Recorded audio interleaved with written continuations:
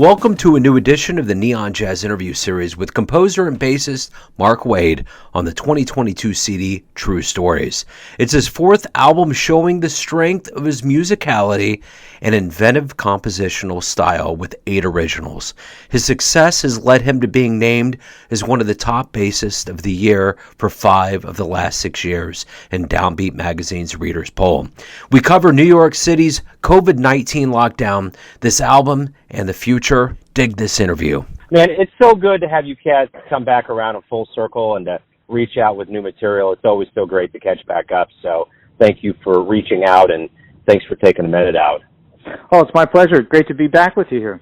You know, I guess speaking of sirens going off in our ears, the last time we spoke was obviously before all of this COVID nonsense, wasn't it? Like in like 18. So, there's no way we could have foreseen how the world was going to change and how everything was going to go bonkers. So I guess the first thing before we actually get into the kind of the artistic creation of the album, with a new album coming out, it has to be rather triumphant because we've been so dormant and there's probably a chance to play live music. So how does this new release feel overall for you? Oh, it's great. And, the timing of it really kind of matches up with just this, the beginnings of getting back to, playing music, playing live and getting out and actually getting to be a musician again. So it's really exciting for me and the band, just to make a new, almost like a new start with this. Well, and I guess that's the other part of this too. Talk to me a little bit about the construction of this. Was this done during the COVID lockdown and kind of what went into this?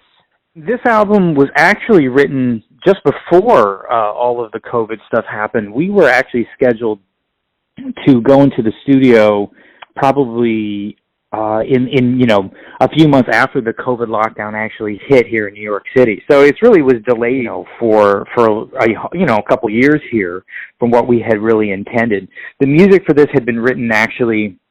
I had started writing the music from this probably back in 2018, around the last time that we spoke, when I had released the previous album. And I'd taken a few years to write that music, and then, obviously COVID derailed a lot of plans, including this album. It's just great to finally get this music out in the world. Been kind of chomping at the bit to finally get this in front of live audiences. So it's your fourth album, and it's clearly another evolutionary step for you. How do you view this project in your evolution and your growth as a musician?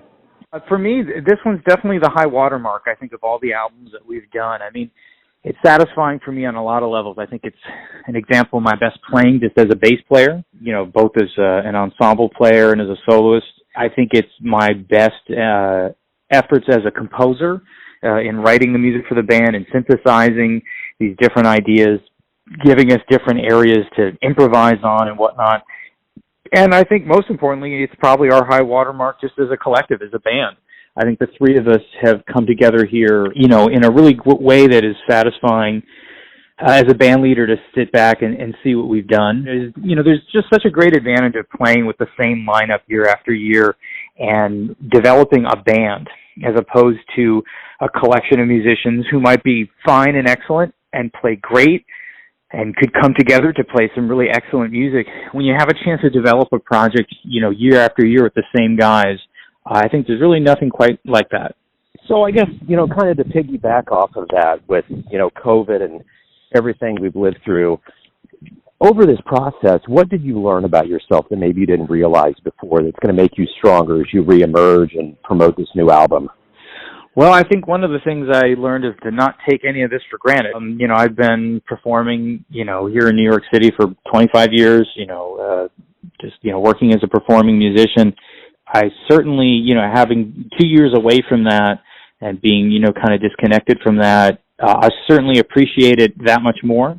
I think it has, if anything, renewed my commitment to being a musician and to continue to move forward and to practice and to grow. If there's any positive that, I could take out of the COVID experiences, one, I was very lucky to be in a situation where I was still doing teaching. I teach at Lehigh University. I'm on the faculty at Lehigh, so still having the teaching, still having some income, still being at least connected to music. I was luckier than some, for which I was certainly very appreciative of. But I also had a lot more time to practice and kind of go back and work on certain things in my craft that I might not have otherwise had time to if I was just doing the regular, day-to-day, playing and teaching and practicing and stuff. So I think those are all things that, I took out of this whole lockdown time that have been a positive for me. What does True Stories mean? What is the meaning behind the title? Well, it's the album is a collection of 8 tunes they're my tunes that I've written around original material from other tunes that have really inspired me over the years. Sometimes it's a specific fragment that I'm reworking to a new tune, or it might be a concept from a certain tune or a composer that I really admire.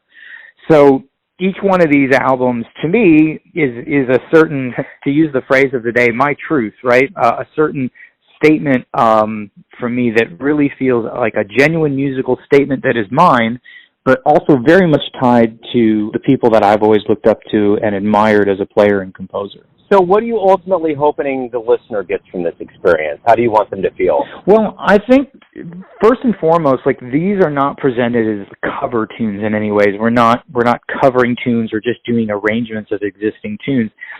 Hopefully, if anyone is familiar with my previous work, this will sound like a continuation of the stuff that the band has done in the past. It is meant to sound like original music that sounds like I wrote it.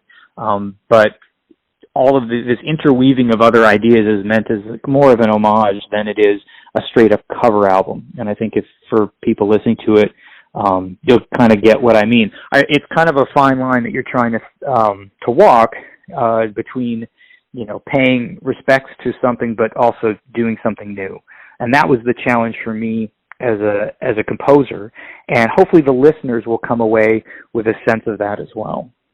Over this time, the jazz community had to pick up a lot of skills. There was a lot of realizations, whether it was streaming or other things that were a part of, the reality of a jazz musician that hopefully will change when everything kind of comes back. And my question to you is, as the jazz community comes back, how do you see the community being stronger than it was prior to March 13th of 2020?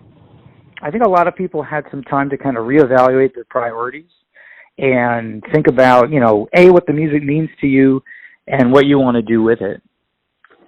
Sometimes big picture things like that are hard to do, again, when you're in the day-to-day hustle of, getting gigs, playing gigs, running to a rehearsal, taking care of this, taking care of that. I think in talking to people, there's definitely that sense of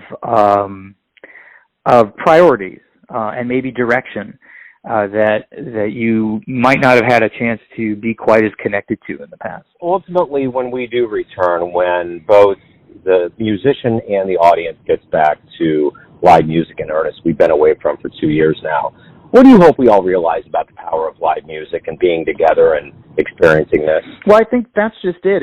It in a way, it's very hard to put into words what that experience is like.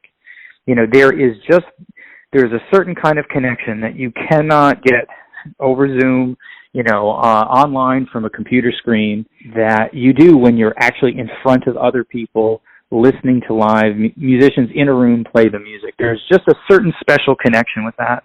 Anyone who's ever gone to a live concert knows that connection. And I hope it's something that people, don't take for granted, realize that nothing is certain or guaranteed, and so you should appreciate it, you should enjoy it. Hopefully people will go out and support that. And I think just, sometimes it just takes that little reminder to be reminded just how special certain things are. And hopefully in this case, this will serve as just a reminder of how special that live music is. So let's get to the good business of things here. Tell everybody where they can get the new album, True Stories, and how they can support you as we move forward with live shows and beyond. Sure. So for anybody who's in the New York City area, we'll be doing a certain number of live shows here to support the release of the album. Album comes out on March 11th. That's the street date. And if you go to markwademusicny.com or just Google me, Mark Wade, come up in the search engine, you can go to the website. You can get more information about the new album, including a few clips. You can buy an advance copy there digitally. through the website, and come see us at any of the live shows here in the New York City area. We have plans to get outside of the area possibly in May, but because of scheduling yet with COVID, that some of that stuff will be looking at a fall trip to the Mid-Atlantic states. Certainly one date for sure in November for the Annapolis Jazz and Roots Festival on November 6th. But, that's down the road. Definitely head to the website. And, of course, as of March 11th, it'll be available on all your typical streaming and online platforms that you listen to fine music on. Well, from this side of things, to hear that a new album is going to come out March 11th, and with the possibility of live shows, that just feels real good based on what we've been living through. It feels great on this end, too, let me tell you. Mark, thanks for reaching out. Thanks for taking a minute out, and good luck with everything. I really appreciate it. Hey, thanks again for having me on. It's been a lot of fun. Thanks for listening and tuning in to another Neon Jazz interview, where we give you a bit of insight into the finest players in New York City, Kansas City, and spots all over the world, giving fans all that jazz. Thanks to Mark for his time, music, and honesty. If you want to hear more interviews, go to Famous Interviews with Joe Domino in the iTunes Store. Visit neonjazz at youtube.com, and for everything Neon Jazz all the time, go to the neonjazz.blogspot.com. Until next time, enjoy the jazz, my friends.